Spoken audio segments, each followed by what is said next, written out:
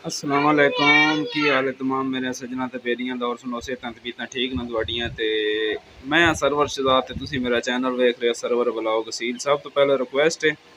जिन्हां भरावां मेरा चैनल नहीं सबसक्राइब कीता सबसक्राइब कर लवन, बेल आइकन को प्रेस कर लवन क्योंकि हर आने वाली वीडियो तुहानू सब तो पहले वेखने वास्ते मिलती रहे। जी दोस्तों मेरा एक छोटा सा राचेक्स है, ये चैंपियन ब्रीड विचों है ते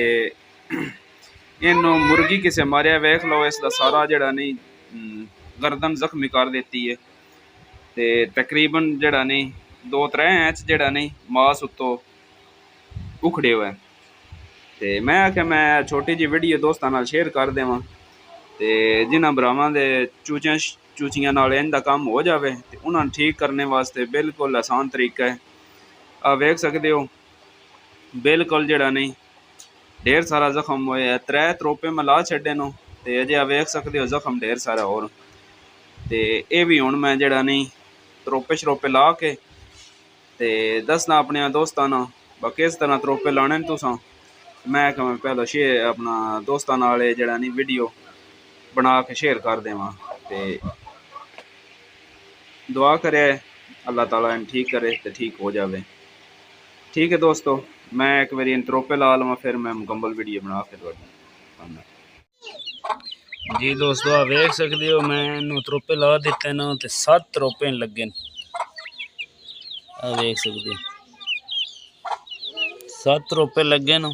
ते इन हुण चूचे भी जड़ा नहीं इसते भैणा भरा वो भी इन मार देन क्योंकि जख्म की वजह तो ते हुण इंशाअल्लाह जड़ा नहीं ठीक हो जासी। करना तुसां इस तरह तुसां सब तो पहले जड़ा नहीं स्पिरिट ले लेना डॉक्टर को जड़ा एक शीशी लैके बंदा घर धर लेंदा ते पायोडीन उस ना पहले तुसां सफाई करनी है स्पिरिट नाल सफाई करके चंगे रंग सफाई करके तो उस तो बाद सूई धागा लैके ते जिल्द जड़ी नहीं उस ते सिर्फ टाँके लाने न थल्ले विच जेड़ा मास होंदा ओहदे नहीं टाँके लाने। ये जेड़ा नवे शौकीन हजरात न उन्हां वास्ते वीडियो है ते त्रोपे ला के ते पायोडीन ला दिओ खलो पायोडीन ला के ते छड़ दिओ इंशाअल्लाह जड़ा नहीं ठीक हो। पर चूचियां तो बचाना छोटे चूचे जेडे होंदे नहीं ना तो बचाना वो बड़ा जुल्म कर देना जिन जख्म हो जाए ना चूचे ना उस ना बड़ा जुल्म कर देना। वेख लो हुण तुहाडे सामने माशाअल्लाह बिल्कुल फिट हो जासी खा पी इस बिल्कुल ठीक ले हुआ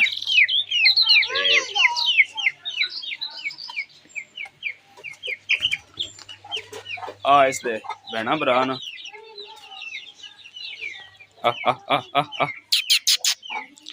ए जी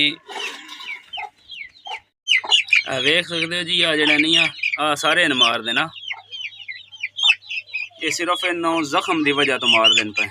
इस मैं अलादा जड़ा नहीं पिंजरे ढक देना ते इस इंशाअल्लाह 1-2 दिन के अंदर ये जख्म ठीक हो जाने न टाँके पक्के हो जाने न ते अल्लाह करना ते सो फिट हो जाना।